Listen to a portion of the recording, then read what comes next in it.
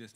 So, good morning, and thank you for being here. I am very, very happy to present and to introduce this panel, Hydrological Symbiosis, an approach to the experience of water-based artworks. And together with my co-panelists, friends, and very special colleagues, that we will explore from different perspectives. That is, for instance, as an artist, as a researcher, as a designer, as a scholar, we all gathered.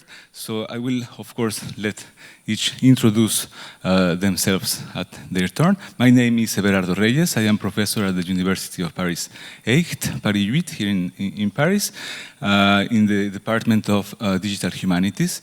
And then to the left, Gwen Lecor, Andrés Burbano, Anastasia Turina, and Andrea Sosa. Again, we'll let you a couple of minutes then so you can introduce, of course, yourself. Yes, it's work. So indeed, this approach, we have been introducing this idea related to hydrology and media, and in this case, symbiotic relations in previous ICEA.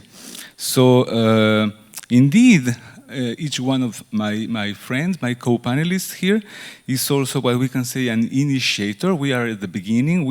We mounted together this project called Hydrology of Media that was funded by Artec. We had presentations about the structure program for research Artec during 2 years. Of course, we got the grant in January 2020, so you can imagine what happened afterwards. But that didn't stop us from thinking and to continue and to show you where we are about this project.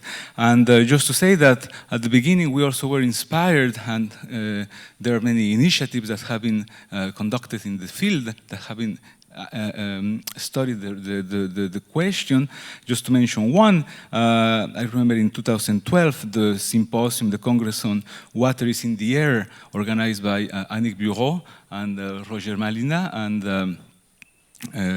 in Marseille, and of course the big number and variety of artworks that exist that deal at some point with water, liquids, and fluids. So what we want to do, we aim at introducing, at adopting an interdisciplinary perspective, such as the last presentation, but we also want to adopt like a meta-level vision to the diversity of instruments, imaginaries, categories of water. Of course, this is just a small, brief attempt to just capture one of those ongoing categories that have to do with water, and we are just thinking about what exists on Wikipedia. It needs, of course, more crossing interdisciplinary approaches. Each one of us what we will do now is that each one of us will present for 8, 9 minutes, 10 minutes, so we can have time for the discussion, our own practices. This is what I think that's important, our own practices that put at the center this question on hydrology of media. So in my own perspective, as I was saying, as a academic scholar working at the university, I will present. So I will start with a brief discussion on interfaces in the big sense, but of course in a more concrete sense that applies to user interface, for instance, or technological devices, for instance. So one of the first observations that I want to highlight is that indeed the concept, the notion of interface, comes or is related directly to the physics domain, to engineering domain.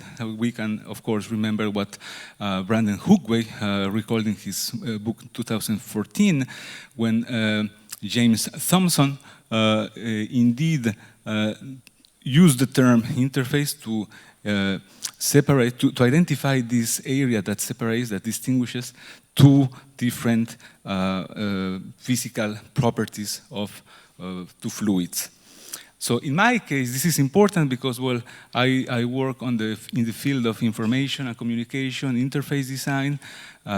So what I conceive is the interfaces at 3 different levels. Let's say that when we, especially in my case, digital objects such as web interfaces or interactive visualization based on screen, for instance. So there's this first entry level, which would be technical in the sense that we use those interfaces, but behind the use of those interfaces, there is a layer of technicality based on digital processing of information. However, we use those interfaces, those apps, according to our use. Of course, there are some that have been created, that are produced, maintained, commercialized for a certain discipline, such as it will be hydrological software, hydrological devices. But there are, of course, many more depending on the discipline. So what I'm trying to do is to question, to interrogate this kind of uses from a cultural dialogue, and I will show you some examples. So the third one would be a broader level where these interfaces, however, exist today, now, or have existed, and they try to cooperate, coexist with the whole or the bigger questions that we are dealing today, right? So, however, for instance, we can talk about how we choose to use a certain software because we relate ideologically to this software, or more and more we know that people choose software based on these choices, decisions. So just to move on, these kind of questions allow me to think, to propose, like for instance, how using hydrological artifacts, devices, software can be can be shifted to analyze, for instance, or to observe culture phenomenon. And on the opposite, for instance, when we carry out workshops with students, we say, well, maybe you don't have a hydrological device at hand, but we do have our own tools, we do have our own software, for instance. What about if we use this software for or with or the object of interest would be water at the center. So some of these cases I really I want to mention just that are very interesting because I design teaching modules. For instance, if I take the practice of teaching, but also in a critical thinking way, creative thinking. We create new images, aesthetic experiences, and working with more and more local communities.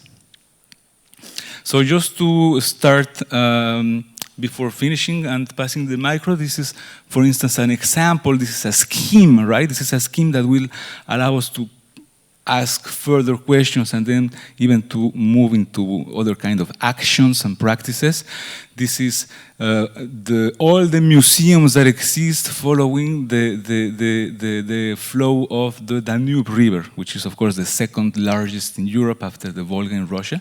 So it was interesting to see how those, which are those museums, how they categorize themselves, and, of course, if there have been, what's the relationship between those museums with water? Is there a special relationship with the Danube? Do we know how, I mean, the flow, or what's the relationship between, or if there could be a relationship between those kind of museums? And on the other side, we can say, well, we can use cultural tools, such as in this case, micrography. So it's very easy to access microscopes that we can even use during the pandemic at home.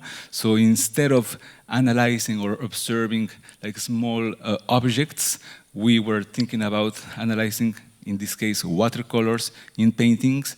And also, a student had the idea of producing Rorschach tests, but instead of showing them to let's say, a human viewer, to Google, to vision, computer vision software. So that's it from my side right now.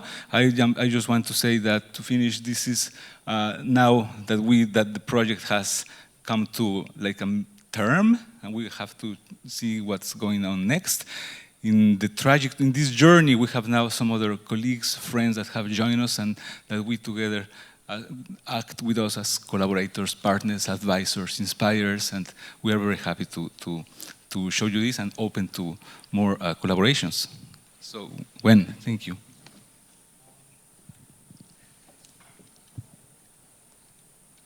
So thank you, Everardo. So as he was saying, hydrology of media is really an interdisciplinary project, and you'll see that I'm speaking from a totally different perspective. I examine water from a literary perspective. So my name is Gwen Lecor. I'm also at Université Paris 8, as Everardo is.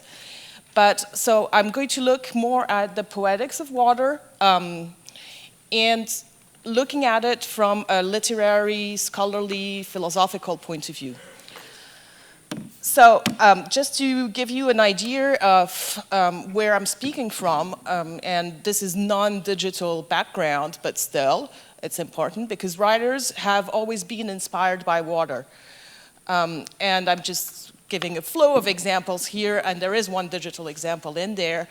But, you know, from Shakespeare's The Tempest to Moby Dick, from Virginia Woolf's The Lighthouse, to maybe, well, any of the other ones that you can see, Conrad's Heart of Darkness, Ophelia also, or The Mariner.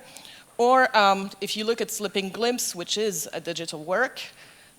So writers, be they novelists, playwrights, or poets, think with water, write on water, or Slipping Glimpse I'll talk about later, it's actually written on water, or write about water. So that's the background of where I'm talking from. Gaston Bachelard, a French philosopher, in Water and Dreams really talked about, let's say, non-digital writers' way of dealing with water as an imagination. But what I'm going to take from him is his idea that water is a material imagination, one that stems from matter. And I'm going to try and transpose this to the digital environment, how the matter of water can be transposed to the digital. So in order to do that, I'm just taking one quote from him, but I mean, you could quote almost any part of his book. But he says that water is a transitory element, and that it's dedicated to flux. So this idea of flux is what grabbed my attention when I was looking at both digital environments in flux and water in flux. And well, to give you a better idea, I'm just going to give you a set of examples of how, from the point of view of a reader, from the point of view of a scholar, you can look at this idea of flux. So flux is perhaps wider than water, but it's also, I'm going to look at just examples of digital works written with water one way or another. So this one is perhaps the most striking example. It would need to be fair to it to be shown as a video. What you have on this, so the first page, the first side is like the entry page, and then when you click on, in this case, the green one at the bottom, what you get are videos of waves with graffitis written on it. And the graffitis are literally placed on the water. But what's interesting is that it's, what I look at it from is that it's loops. So you have loops of wave videos. It's a collaboration, as many of these digital works, between a poet, a videograph, and a computer scientist. But these loops create something of a short circuit of signification. And from there, I take my theoretical background from Jean-François Lyotard, a French philosopher, and his analysis of fragments of Butor. And if we transpose this, I'm sorry, I'm going extremely fast, but if we transpose this, the loops, instead of creating a loop, and that's what the water does, instead of creating a loop, it actually collapses and juxtaposes incompatible contents. And by doing so, it collapses time, the space of the screen, and it creates a new way of meaning. Another example that might clarify or not is See and Spar Between, which is a poetry generator which is created by Nick Montfort and Stephanie Strickland. Here you have just a screen grab. There again, you should need to see it as something moving. So to give context, the introduction explains that the poem defines a space of language populated by the number of stanzas comparable to the number of fish in the sea, around 225 trillion. And upon launching the poem, you as a reader, me as a reader, anyone who tries to play with it, is dropped at a random location, which is set by 2 JavaScript coordinates, and which means that your reading, my reading, anybody's reading of it, is going to start with contingency and instability. So several things happen, and to take the wording of Stephanie Strickland, you are set at sea with no shore in sight. And it's a poetic installation staging not only this remixing of fragments, because it is a remix of different fragments, but also instability and contingency. There is no beginning and no end to the poem because it's supposed to be as wide as the sea is supposed to be. So the interesting thing here is that when you read this poem, you're actually shipwrecked, her words again, in the poem. And she tells you that the randomness is not the randomness of the poem, but it's the randomness of the reader. And this contingency has another theoretical background that I don't have time to go into, but it's comparable to what other digital poets do. And these 2 examples, actually, this one is from J.R. Carpenter's The Pleasure of the Coast, a hydrographic novel, which also stages an unconstrained coast, and in a way something infinite and well, you start in a random location also, and you can go on one side or the other. Yet the page, as you can see, contains, well, the web page, which actually is read horizontally, contains markings, which are a way of charting a course. So when you read, you're at once lost in the poem, in the installation, but you can chart your coast. You can chart your reading. And you can perhaps zoom on one paragraph and start reading it. And what I was looking at is the way that all these works require a mixture of reading that is a drifting, a randomness, a contingency, something where you get lost, and you have to be willing to get lost, a bit like the flaneur would in a different environment. But at the same time, you can at one point, either with See and Spar Between, harpoon stanzas, or you can follow the markings, zoom on a paragraph, and start reading. So it requires a mixture of being lost, of drifting, and of charting your own course. And to me, this is both what happens at sea. You can get lost, but you need to chart your coast. Well, your course, sorry, but to end up on a coast. But also, it's what can happen in any digital environment. So I'm just going to sum up here by saying that obviously all these works and many others, like the ones that you have presented, have an eco aspect to it, and some are even called eco-poems. But the way I look at it, it's not through the environmental aspect, but through the fact that it is linked, that the political consciousness comes from the poetry itself, from the way it forces us to rethink the environment, from the way the digital and the water imposes a different way of reading, one where you at once lose yourself and start to chart a course. And I'm going to let the next presenter move on with your presentation. And I went very fast, but. Perfect. Thank you.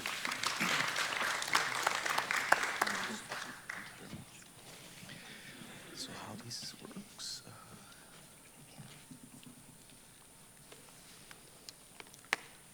Okay, so it's possible to go back.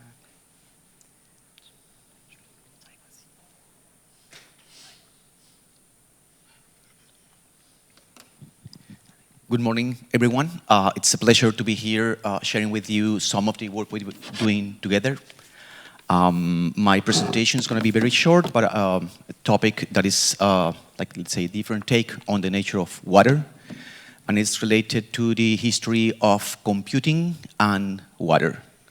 So I'm going to start saying that last ICEA, I had the chance to present a paper about a very particular computer that is called the MONIAC, the Monetary National Income Analog Computer, that was built by Bill Phillips, an inventor from New Zealand.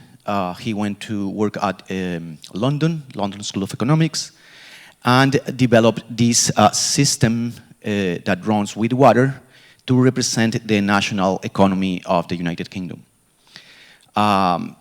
This happened in 1949. So, you know, the, let's say, golden decade of the operation of computers in the world in the 20th century. So, my take on it was to explain how one of these machines ended up in Guatemala as part of the story of Latin American, let's say, approaches to computer, or computing in general. And I had the idea that this was a unique artifact, right? So when we did a presentation of this project online to the University of Paris 8 after ICEA, I got a question by Professor Yves Citon. I hope he's around. And he asked me if it is possible to connect these kind of explorations with the history of algorithmic devices before computers that also run with water. So this is kind of my answer to that. So I've been trying to compile some information, let's say just in China, 7th century BC, there was already an astronomical clock tower, like very precise clock run entirely by water, with chains and wheels spinning. There is the clepsydra that is very famous, you know, to measure time in the ancient Greece context in the 5th century BC. And the work of Siegfried Zielinski, for instance, is being focused on the Islamic Golden Age, and the work of Al-Jazaris, and how water was used in Al-Jazaris automatons. So the first automatons, let's say, have been run by water. So this was manifestation that I was like looking to something very big, and I tried to expand this in two directions. So the first one is, are there more machines like the MONIAC? Are there other computers that were built at around the time that run with water? And the answer is yes. So, and probably the most important one is even more important, in my opinion, than the MONIAC, is the water integrator. It was built by engineer from Moscow, Vladimir Lukyanov. I hope that's correct pronunciation. He started developing this machine in '36, the same year that Konrad Zuse did his CE1 computer in Berlin, for instance. And he started to produce that replicas of that machine in the '40s. The most important thing about this device is that it was used in many scientific and engineering processes in the Soviet Union until the '90s. Right, so it's a continuous history of these things. So Vladimir Lukyanov was an engineer, and he was very interested on heat dynamics and tried to model the behavior of heat with water. let's say. So then he discovered that it's possible to do calculations. Let's say I have this jar here. So let's say we have 3 pipes of this, right? And this, we can, let's say, express a magnitude of 10, for instance, and now the level of water goes to 5. We've had another one that has less water, let's say 3, and there is an empty one. If I transfer this, right, then both contents to the one that is empty, I will have an addition, right? The 5 plus 3 will be 8 in the new pipe or tank. So the important thing is that he discovered that going deeper and deeper in this kind of processes, it was possible to solve differential equations. You know, some of the empty pipes can be, let's say, important elements that we don't know, that we need to calculate to solve differential equations. So that is how this integrator worked, and it was used for construction of power plants, mine buildings, geology, thermal physics, that was kind of the origin, metallurgy, and rocket science. The system was very accurate. It was had like many iterations through time. So that's why it was used consistently during the Soviet Union all the way, you know, from the 30s to the 90s. And the other thing that is very important is that it had a visual output as well. It was paper that was rolled, moving, and then, you know, one element with a like a plotter, being able to draw. So there's like a lot of results, visual results of the calculations as well, you know, as evidence of the functioning of the machine. Beyond that, recently, people like Professor Manu Prakash, he's from India, he's working at Stanford, are been working with water droplets to create computers. I don't know if you have seen his lab. That's amazing work with droplets, you know, small droplets. And this is a new paradigm for computation because it's applying computation not just to process information, but the manipulation of matter. I've been in contact with him. He's very conscious of the long history of water in the history of computing. And so the conclusions are, let's say, MONIAC is definitely not only one computer that works with water. There is a continuous history of computing since the 30s at least, working with water that was operational in many different cultures around the world. It is still present in many processes today, especially fluidics. And it has a long history of algorithmic devices before computers.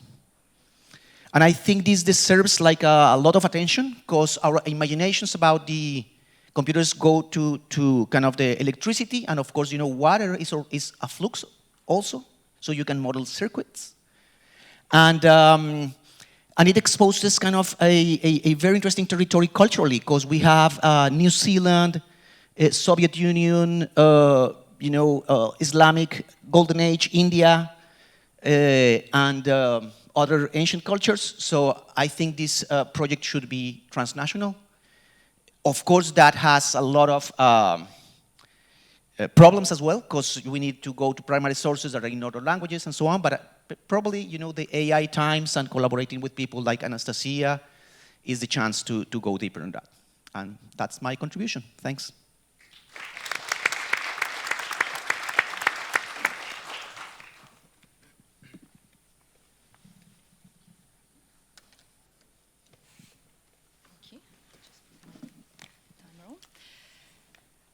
Hi, everyone.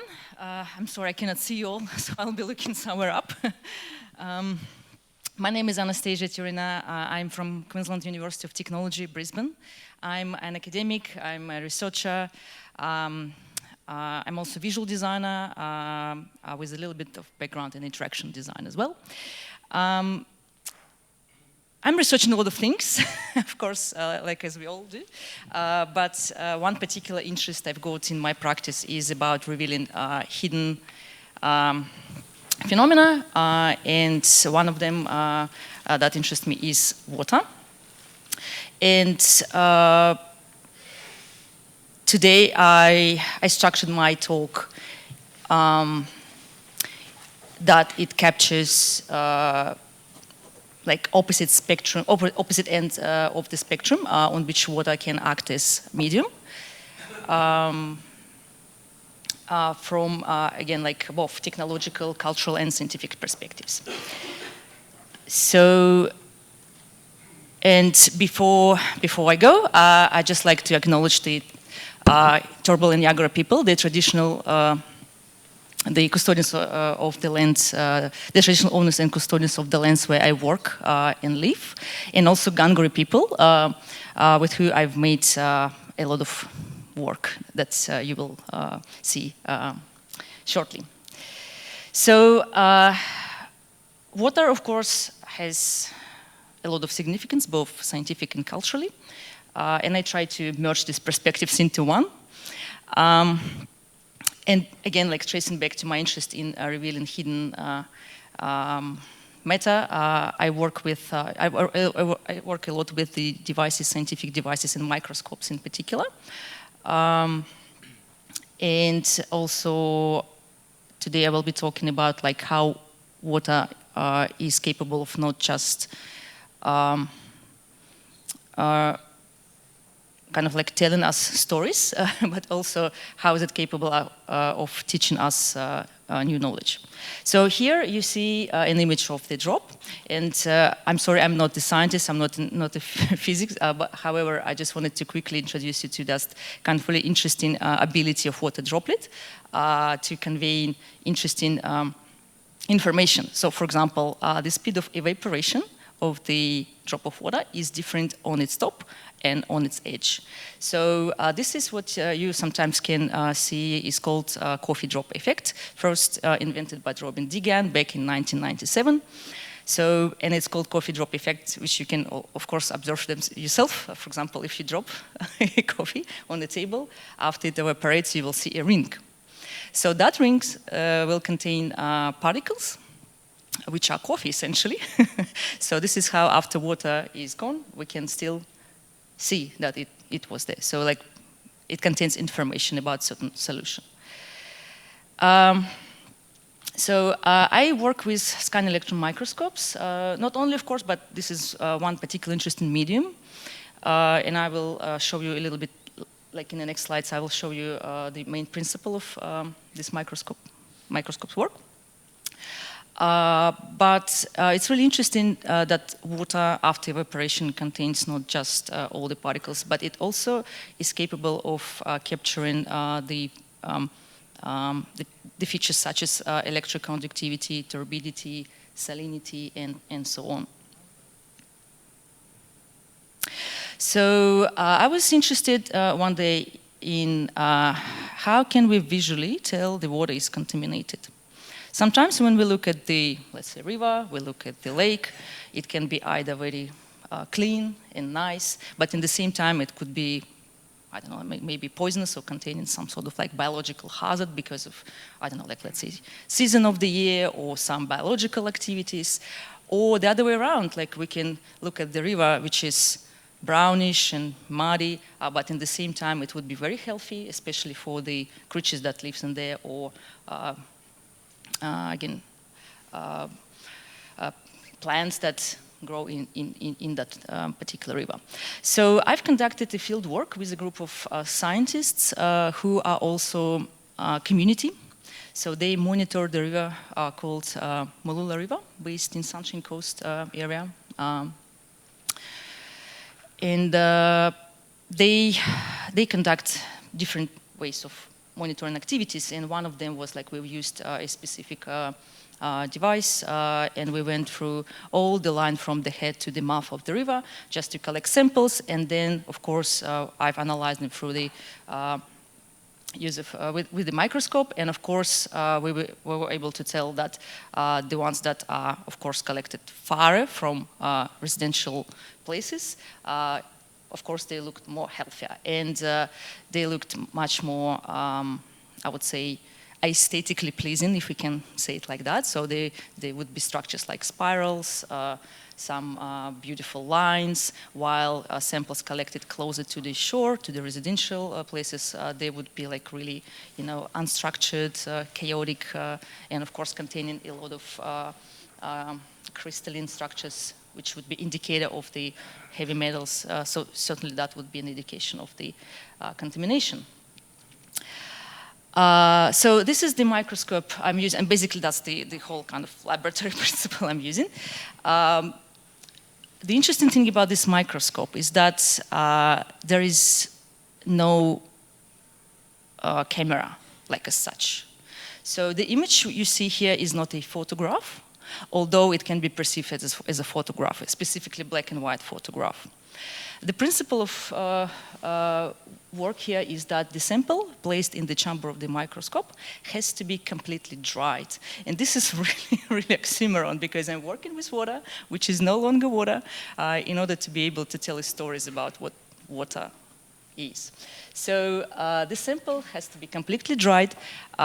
It is also desirable that it will be covered with some, it depends on the device, but it can be covered with gold or some platinum, like really nanostructures, so like it becomes like a jewelry piece sometimes.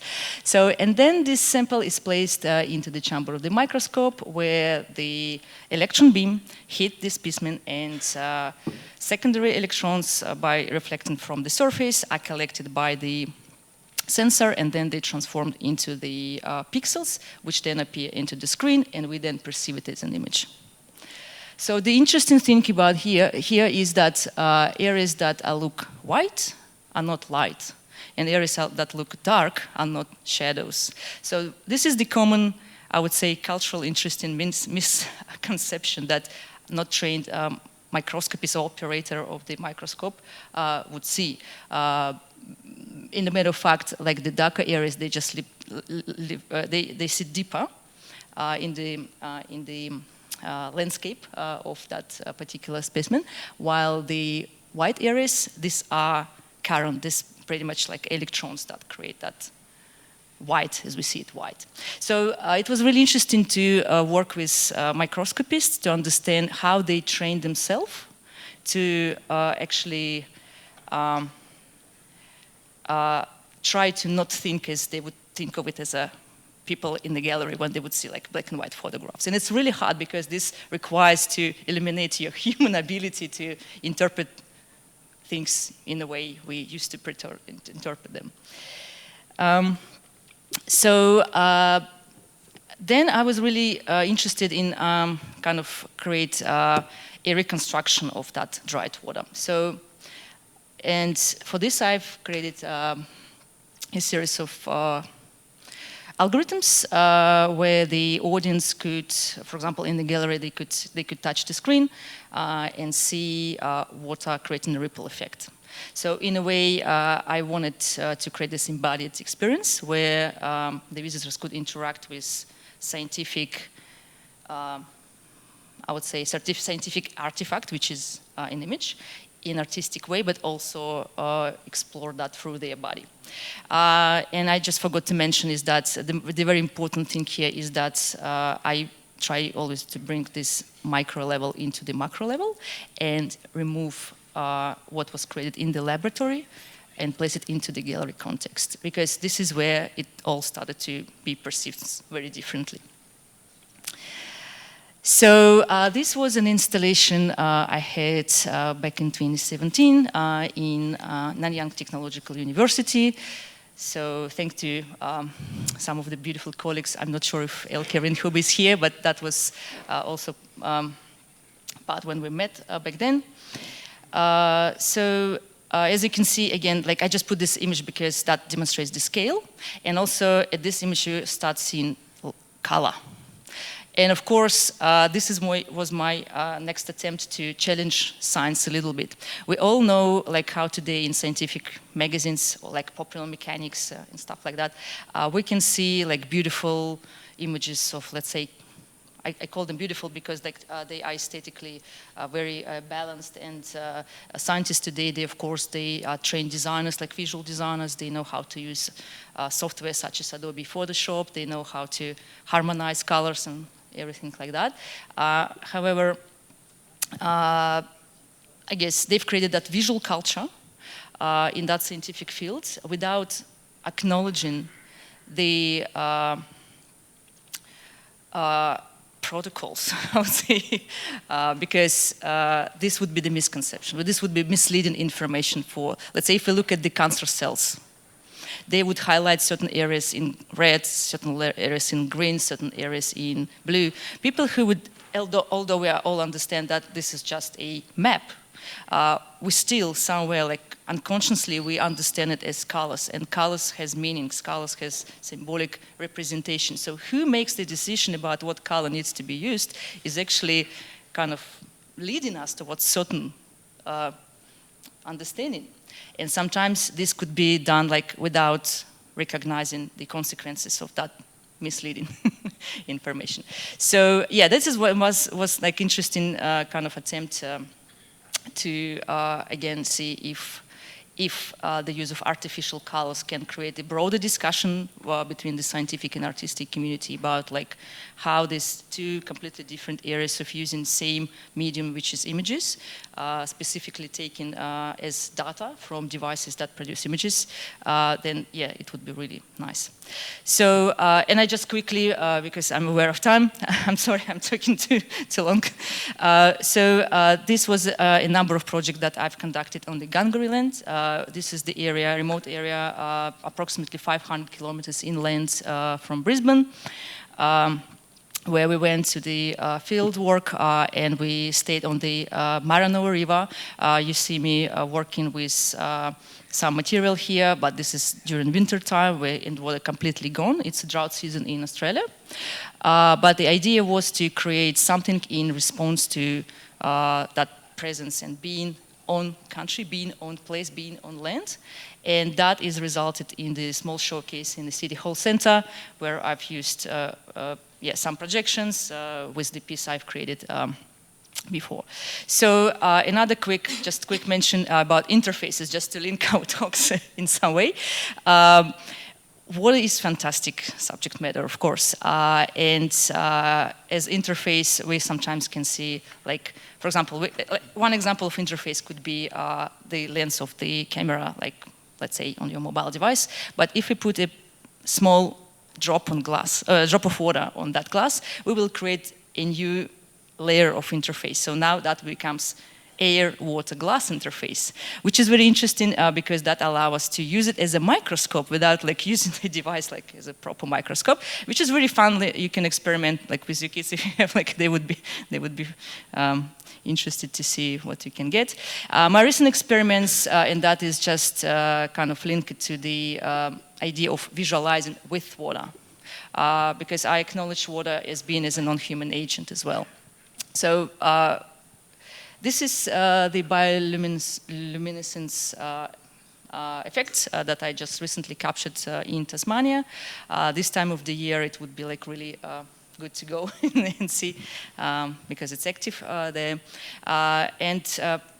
You probably know that in order to see this phenomena, you have to disturb these microalgae because they need to be in contact with oxygen or air, in general, in order to illuminate that light. So what I found personally is that when you disturb them with the stick or hand or something like that, this light will be gone like really very fast. But if you will put drops of water into that colony of algae, it would kind of course, reflects back, create this corona effect, but they will stay because the bubbles that are reflecting from the surface, they are also drops. So this shape is very gentle, I would say, very gentle towards how like it interact with some other substances and solutions. So, and yeah, this is like a small documentation of how I use that one. And yeah, and just to finish off my talk, I used this image here. This is from my recent trip to Mount Moffat. Again, this is a significant place for Gangari people. And I just wanted, again, to kind of like, despite it's very important that we always talk about electronic arts, technology arts, it's very important to trace it back and draw it back to the place we live and create more meaning and create more knowledge, of course, including the voices of indigenous population. So here, I just wanted to show you the beautiful lake. It's just like, a hole in the mountain which is filled with water. But on that side of the screen, you also see the mark which water leaves when it's there like for 1,000 years or something. So, and it's very interesting because, again, this is the macro level, this is the micro level, and these are unseen that could be seen in some ways. Well, thank you very much, and apologies for my long talk, and I pass it on to Andrea for another amazing presentation.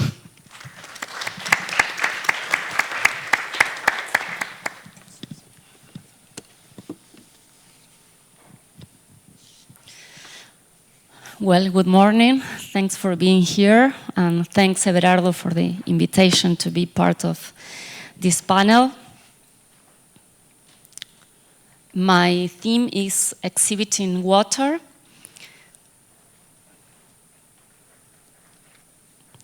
So, water is a subject of museums around the world, offering to communities the tangible and intangible heritage associated with this vital resource.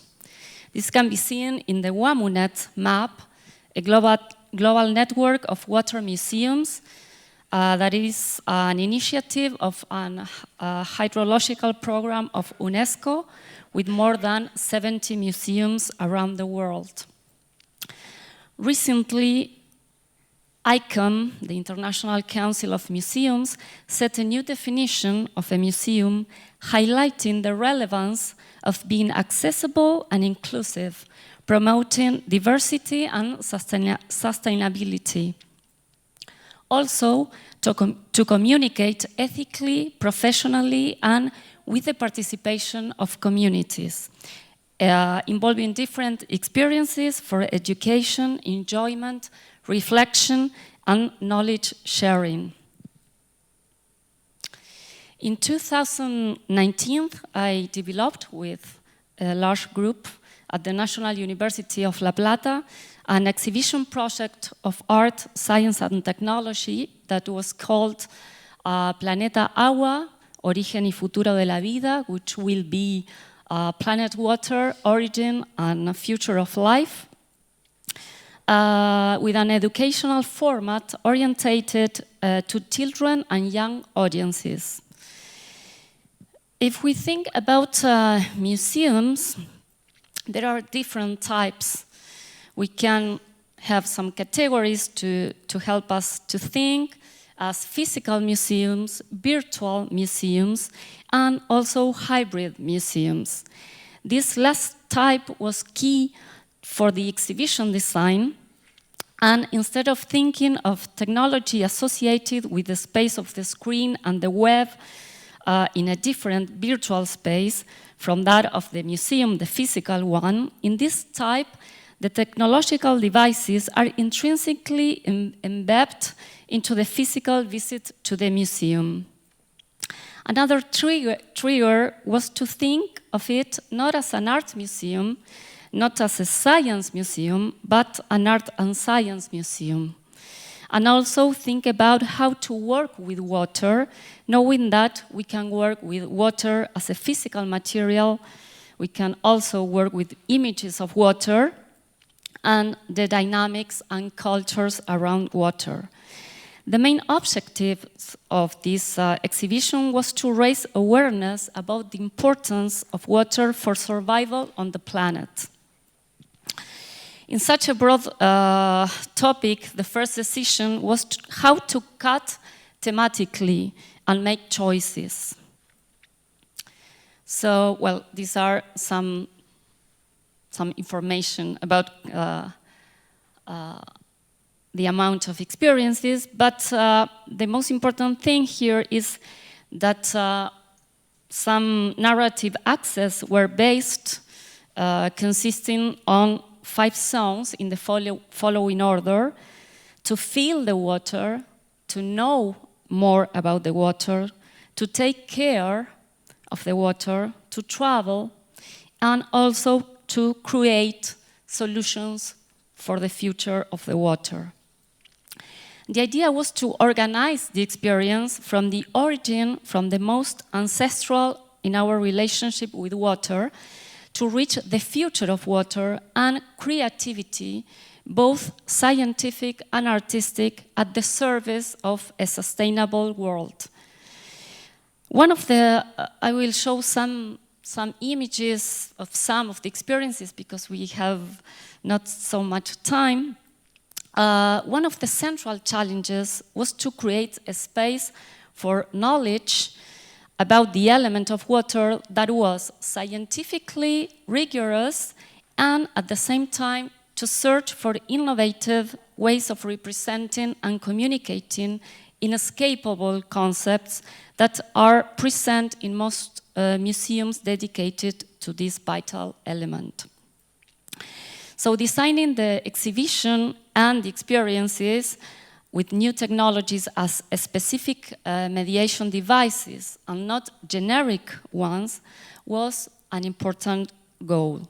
In the following, I will present two works and explain their design.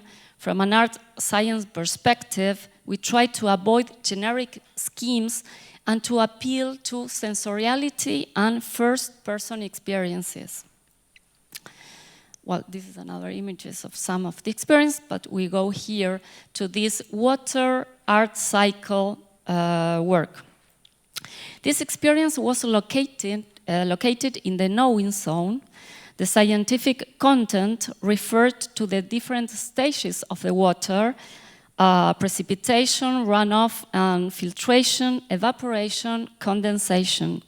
As we know, there are conventional ways of representation in which the four states are literally designated with an infographic approach, as we can see in the image on the left.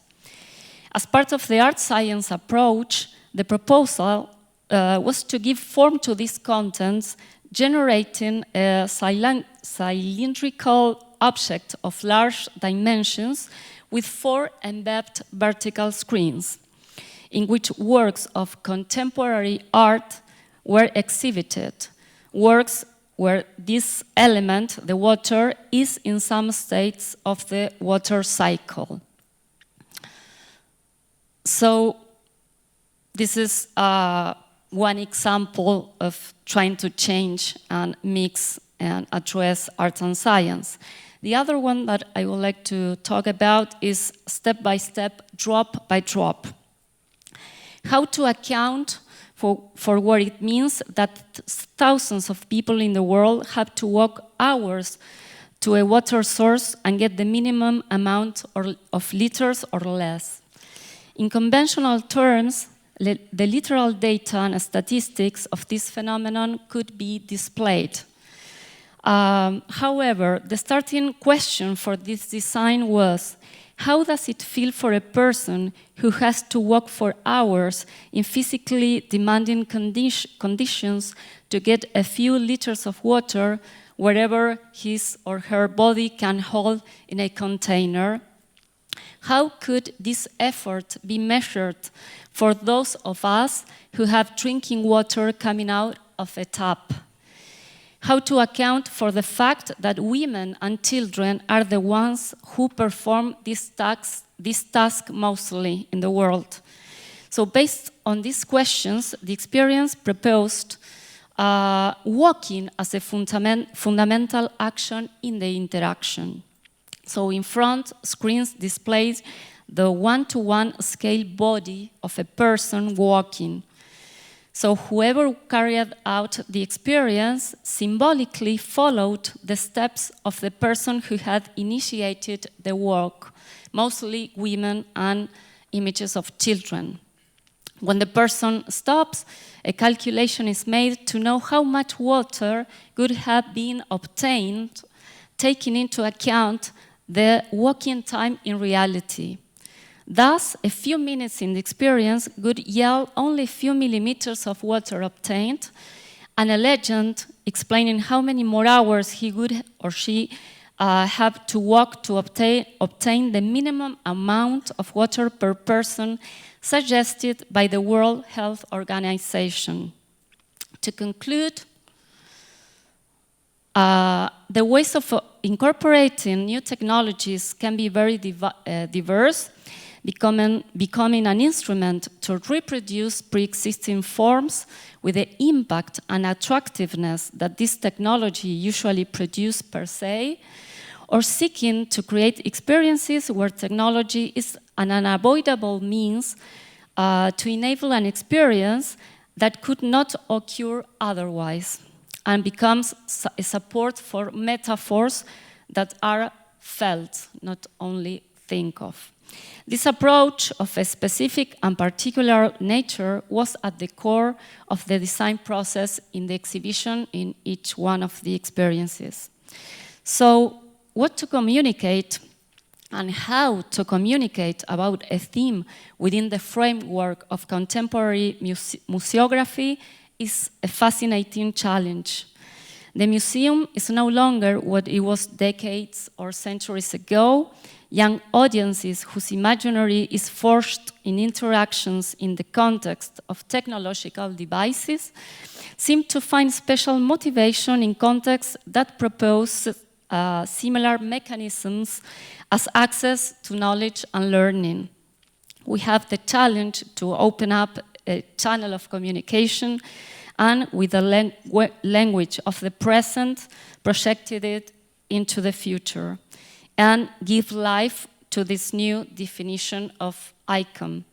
In this sense, we can say that making exhibitions for water maybe is less hydrology of media, as our group is called, and more media for hydrology, together with the everlasting challenge of creating meaning. Thank you for your attention.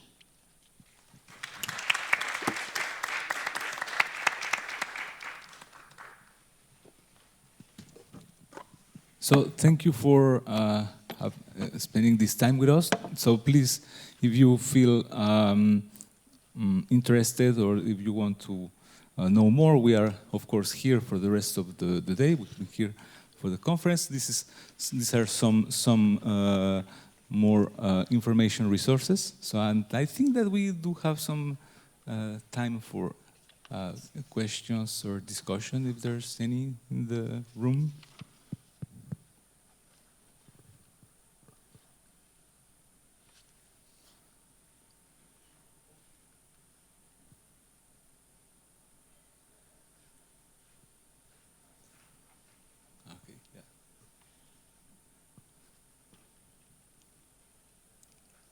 Okay. Good. Diana. Okay. Oh. Merci.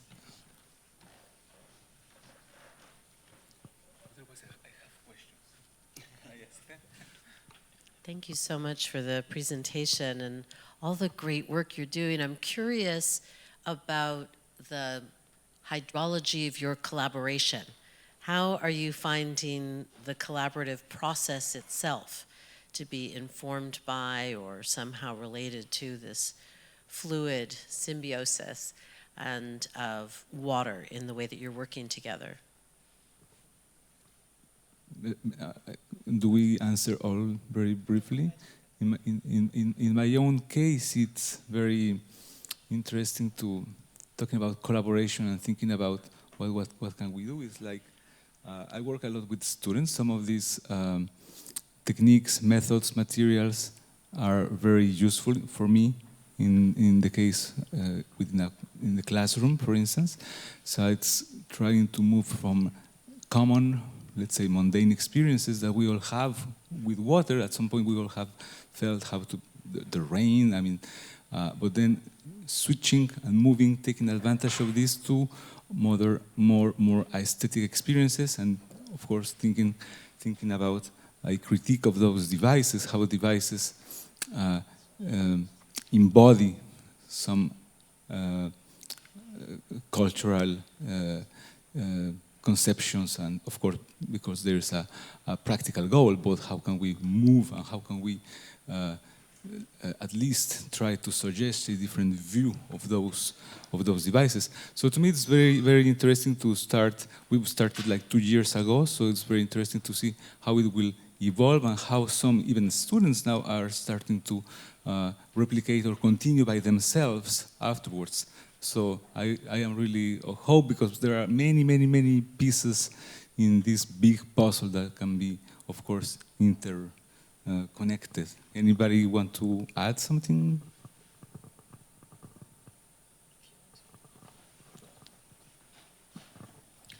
Just to add that, for the sake of time, we could only present part of what we are interested in.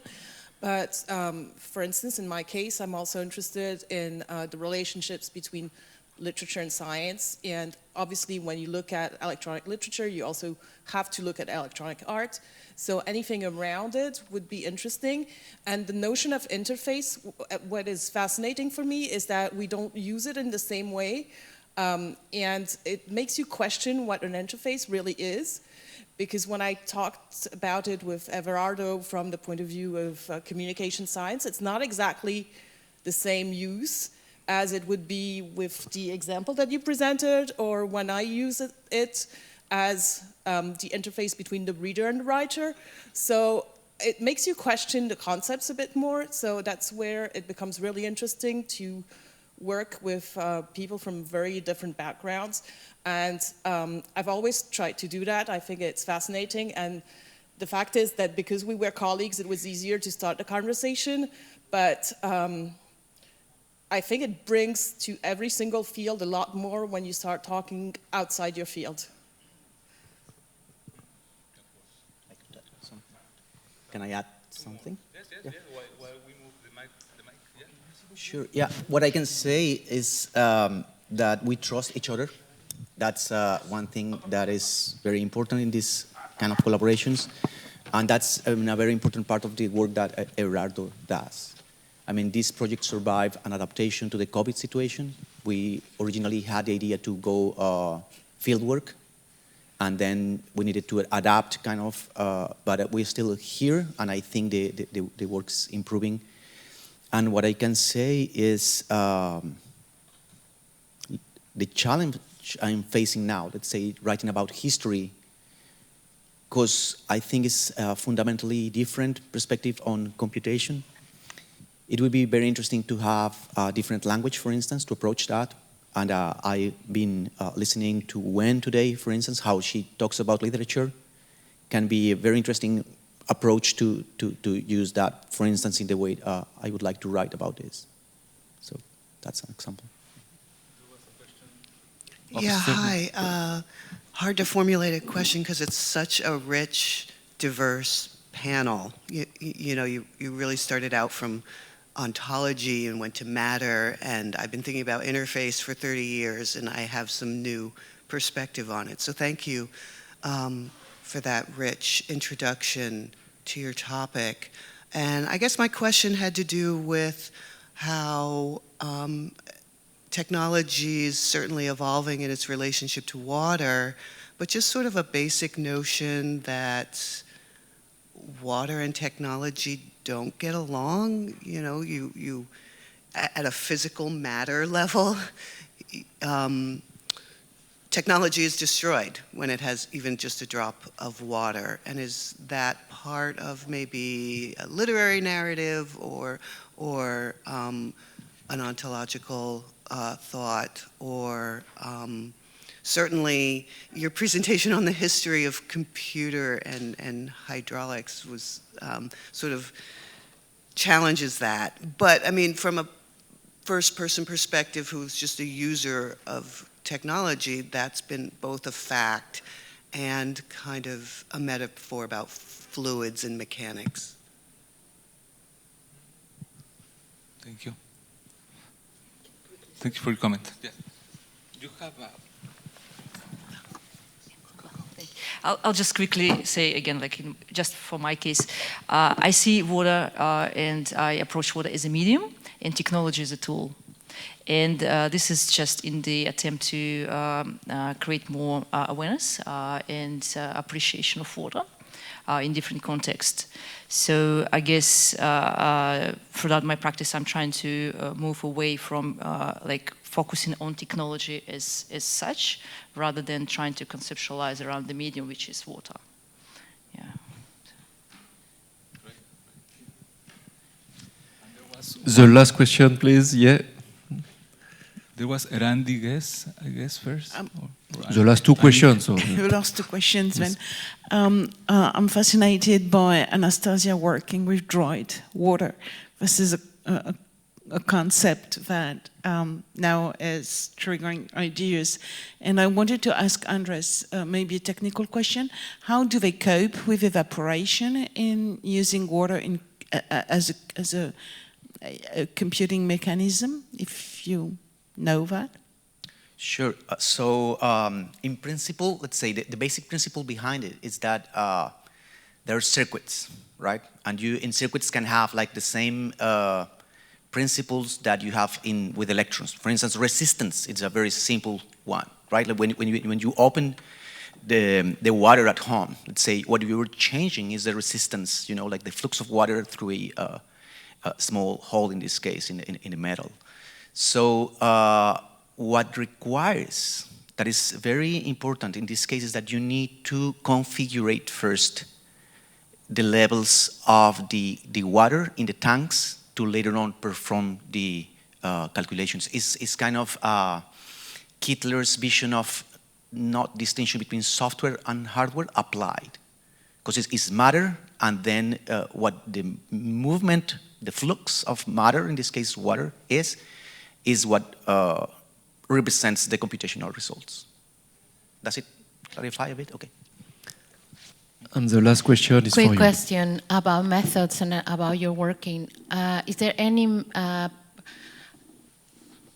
method that you're using to share knowledge, say a reading group, or how are you building together towards learning and developing projects about water without missing out information that is coming from maybe disciplines or knowledge or philosophers other than within your fields? How are you covering the gaps and knowledge that can nourish your own researchers? Yeah, sure. How can we? Well, one idea we had since the beginning was to create a platform, a digital platform as a support for documenting our findings. So we chose PubPub, which is open access. So there you have access to some databases that we have created, and in my case, I designed, let's say, more experimental approach module when I work with, in the case of students, for instance, which is very rich, because at every time I have a course dedicated to this, they create their own experiments, and there's like a small idea of a methodology, so they will put which are those materials, how would we replicate in the case if we want to in another context. So there are this all documentation. So if you go to this website, there you will find more and more experiments that are coming, and I am super grateful once more that all you friends and partners participate at every year at this seminar. So yeah, that's how we do it. Thank you.